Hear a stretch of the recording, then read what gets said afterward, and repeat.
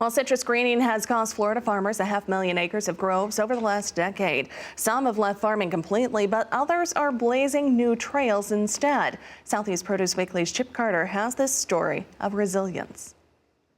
It looks like I could be reporting from Southeast Asia, but I'm actually in Southwest Florida near Brandenton.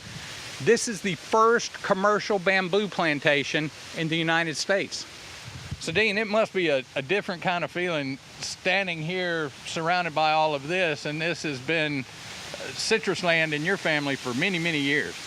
Yes, some of this was originally planted back in the 30s and 40s in citrus and was here up until about 4 or 5 years ago. We lost all of our trees to different diseases and so forth, and started looking for a different crop, something else we can do, and we came along with this bamboo and we planted it, so we're hoping to get a harvest here in the next few months. So, when was this stand planted? When did this go in? About 2.5 years ago. So it's been a development project. Right. They were expecting it to be at least 3 years before we got any, and they actually got a little bit off of it in the early fall.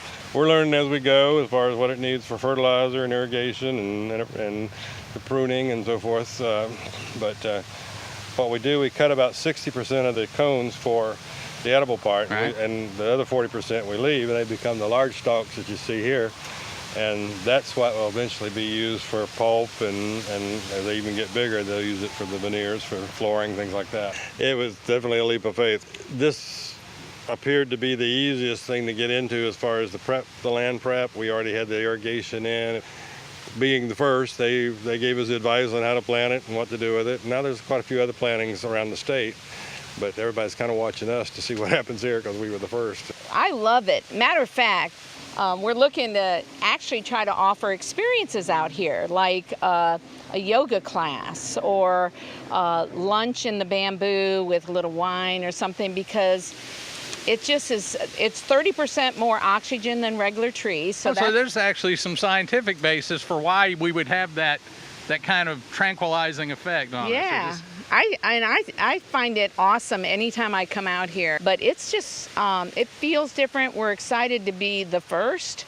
We had an event where we've had over almost 200 farmers have come here that are looking to do the same thing. We've heard from apple farmers, all the row crops, all of these things have been really hurt since NAFTA, and they're bringing in diseases. So something that's not affected by bugs, that grows and you continually get a crop off of it, I think is attractive to anybody.